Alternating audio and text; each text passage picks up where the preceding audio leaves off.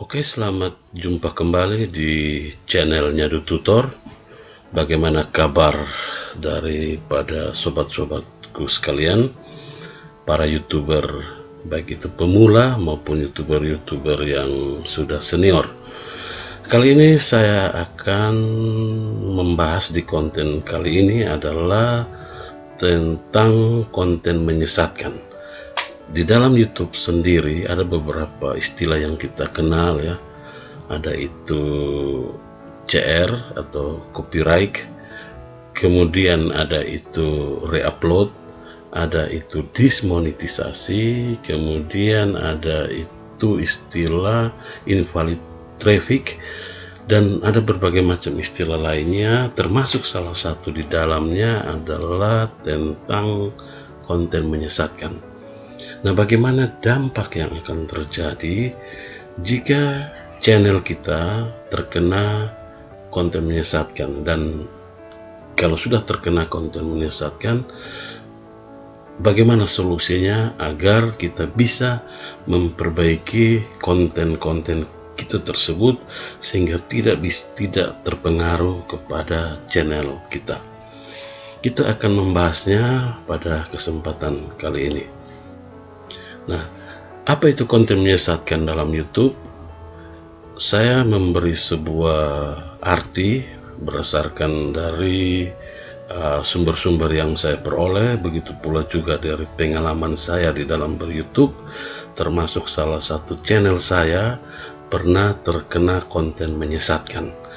Nah, ini saya bisa mengartikan konten menyesatkan itu adalah metadata menyesatkan menggunakan judul, thumbnail itu yang seperti kita ketahui adalah gambar yang tampil di konten kita atau video kita ya. Kemudian deskripsi, uraian daripada judul dan tag untuk menipu pengguna sehingga salah mengira isi konten. Jadi misalnya isi konten atau video kita musik misalnya, tetapi yang kita tampilkan bukan musik, ataupun judulnya daripada musik itu, lagu kita itu tidak sesuai dengan isi daripada lagu yang kita bawakan. Nah, begitu pula di deskripsi, di thumbnailnya ataupun di tagnya demikian. Jadi di sini saya memberi contoh, misalnya isi dari tag atau tag tidak sesuai dengan judul video, begitu juga deskripsi dan thumbnail. Baik, kita lanjutkan. Bagaimana kita mengetahui bahwa konten YT kita itu menyesatkan? Jadi teman-temanku sekalian, sobat-sobat YouTuber sekalian, untuk konten menyesatkan ini kita hanya bisa mengetahui konten kita itu menyesatkan apabila channel kita sudah dimonetisasi.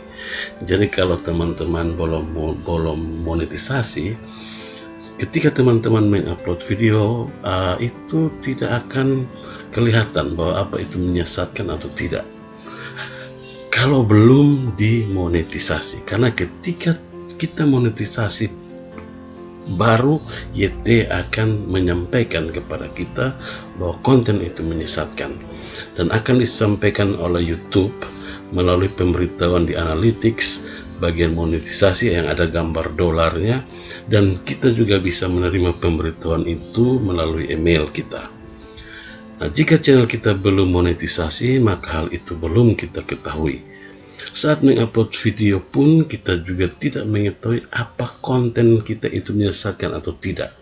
Karena pada saat upload video yang ada hanyalah klaim hak cipta. Saya pikir teman-teman para YouTuber yang biasa mengupload video tentu sudah paham hal ini. Ketika mengupload video, sesudah judul kemudian deskripsi ada di situ tentang hak cipta, apakah video kita ini lolos hak cipta atau terkena klaim hak cipta atau tidak.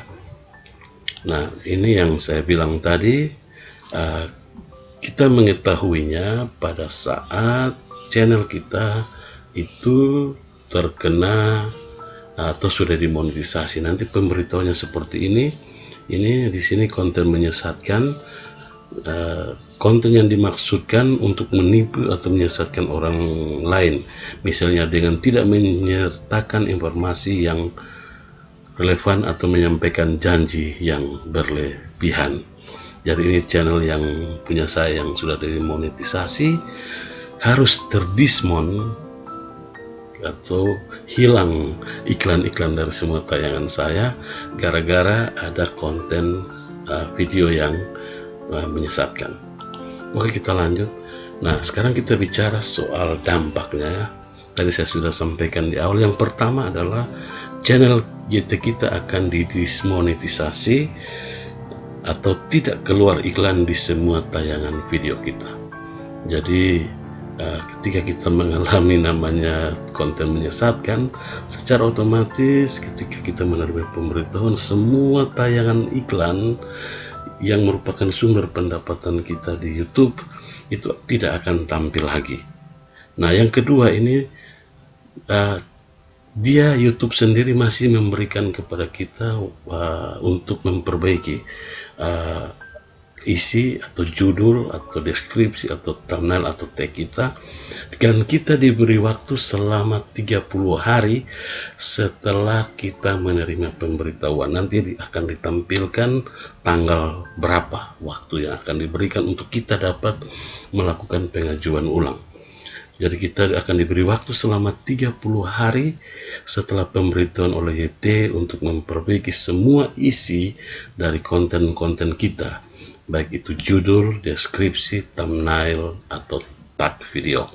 Nah, ada sebuah catatan yang tentu akan membuat kita jadi bingung, karena YouTube tidak secara spesifik memberitahu kita video mana yang terkena konten menyesatkan. Nah, ini yang akan membuat kita sulit ya, karena misalnya ada 100 video di situ, dia tidak memerinci video nomor berapa, judul apa yang terkena konten menyesatkan. Nah, ini yang akan membuat kita kesulitan, dan biasanya yang kita lakukan adalah kita mengedit saja semua video yang ada ya, atau menghilangkan tag yang ada. Nanti kita akan bahas solusinya ya. Nah, di sini saya sampaikan tadi bahwa kita diberi waktu 30 hari.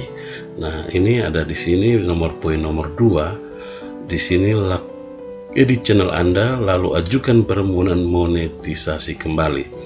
Lakukan perubahan pada channel Anda berdasarkan masukan kami. Perubahan dapat berupa mengedit atau menghapus video dan memperbaharui detail video. Anda dapat mengajukan permohonan mulai tanggal 14 Oktober 2021 selama channel Anda memenuhi persyaratan ya. Jadi selama channel kita memenuhi persyaratan, lebih di subscribernya lebih 1000, kemudian 4.000 jam tayang, kemudian sudah melakukan verifikasi 2 langkah dan 0 teguran pedoman komunitas, kita sudah mengedit semua video kita dapat mengajukan pengajuan ulang di tanggal 14 Oktober. Jadi ini email yang saya terima ini adalah tanggal 13 atau 14 September ya, 1 bulan sebelumnya, 30 hari sebelumnya. Nah, selama kita mengedit itu, kita tidak bisa langsung mengajukan pengajuan sampai dengan tanggal 14 Oktober. Karena apa? Di channel kita itu tampilannya itu akan tampil, belum ada tampilan untuk kita melakukan pengajuan ulang. Nah, sekarang kita bicara soal solusinya. Apa yang akan kita lakukan jika konten kita dianggap menyesatkan? Jadi solusi yang kita lakukan agar konten kita tidak dianggap menyesatkan adalah kita melihat apakah judul, deskripsi, thumbnail, atau tag video sesuai dengan isi daripada konten atau video kita.